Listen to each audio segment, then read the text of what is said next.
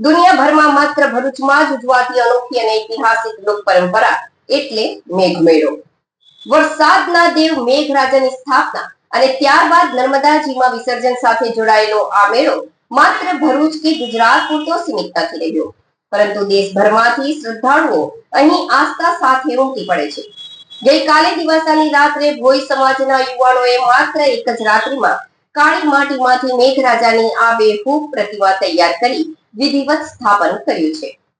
લોકમાન્યતા અનુસાર આશરે 250 વર્ષ પહેલા છપ્પનિયા દુષ્કાળ વખતે ભરૂચ પંથકમાં વરસાદ ખેંચાતા નર્મદા નદી અને તેના જળમાર્ગ સાથે સંકળાયેલા ભોઈ સમાજ દ્વારા વરસાદ માટે મેઘરાજાની સ્થાપના કરી પૂજા અર્ચના કરવામાં આવી હતી. અનેક દિવસો સુધી પ્રાર્થના કરવા છતાં વરસાદ ન પડતા આખરે મેઘરાજાની પ્રતિમાનું વિસર્જન કરવાનો નિર્ણય લેવાયો. જોકે વિસર્જન થાય તે પહેલા જ મેઘરાજા મહેરબાન થયા અને ધોધમાર વરસાદ તૂટી પડ્યો હતો. બસ ત્યારથી જ મેઘરાજાની સ્થાપના કરી તેમનું આતિથ્ય માણ્યા બાદ વિસર્જન કરવાની આ પરંપરા આજ દિન સુધી અવિરત ચાલી આવી છે. અષાઢ વદ અમાસ એટલે કે દિવાસાની રાત્રે મેઘરાજાની પ્રતિમા બનાવવાની પરંપરા છે. ભોઈ સમાજના યુવાનો દ્વારા નર્મદા નદીની કાળી માટીના વિશેષ મિશ્રણમાંથી આ આબેહૂબ પ્રતિમા તૈયાર કરવામાં આવે છે. આ પ્રતિમા બનાવવાની પ્રક્રિયા અત્યંત પરંપરાગત અને ગુપ્ત રાખવામાં આવે છે, જેમાં માત્ર મર્યાદિત સંખ્યામાં જ ભક્તો હાજર રહી શકે છે. ગઈકાલે રાત્રે પણ આ જ પરંપરા મુજબ સ્થાપન કરવામાં આવ્યું છે. 25 દિવસ સુધી દર્શન. ભરૂચના ભોઈવાડમાં સ્થાપિત મેઘરાજાની પ્રતિમાના શ્રદ્ધાળુઓ 25 દિવસ સુધી દર્શન કરી શકશે. શ્રાવણ વદ સાતમથી શ્રાવણ વદ દસમ સુધી 4 દિવસ અહીં ભક્તિભાવ અને ધામધૂમથી મેળો ભરાશે. દસમના દિવસે સાંજે ભવ્ય શોભાયાત્રા કાઢી મેઘરાજાની પ્રતિમાનું નર્મદા નદીના પાવન જળમાં વિસર્જન કરાશે. મેઘમેળા સાથે એક વિશેષ માન્યતા જોડાયેલી છે.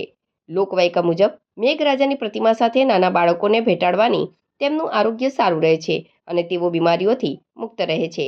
ભરૂચનો આ મેઘમેળો માત્ર એક ધાર્મિક ઉત્સવ નથી, પરંતુ વર્ષો જૂની લોક પરંપરા, અખંડ શ્રદ્ધા અને ભોઈ સમાજની સંસ્કૃતિનું જીવંત પ્રતીક છે.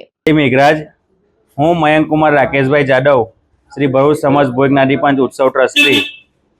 છેલ્લા 250 વર્ષથી આ મેઘરાજાની મૂર્તિનું સ્થાપન કરવામાં આવે છે. આ વર્ષે પણ અષાઢી વદ 14ની રાત્રે મૂર્તિના પાન પ્રતિષ્ઠા કરી અને એક જ રાતમાં મૂર્તિ બનાવવામાં આવે છે. અને એવું કહેવાય છે કે આ પરંપરા અમારા વડવાઓના ટાઈમથી કરવામાં આવે છે. અને એવું બી કહેવાય છે કે જ્યારે 56નો દુકાળ પડ્યો હતો એ કાળ દરમિયાન આ મૂર્તિનું સ્થાપન કરવામાં આવ્યું હતું. અને સ્થાપન કર્યા બાદ મુસળધાર વરસાદ વરસ્યો હતો. ત્યારથી જ આ પ્રતિમાનું મહિમા ખૂબ આગળ વધ્યું છે. અને અત્યારે બી લોકો દુનિયામાંથી અને વિશ્વમાંથી લોકો દર્શનાર્થે અહીંયા આવે છે.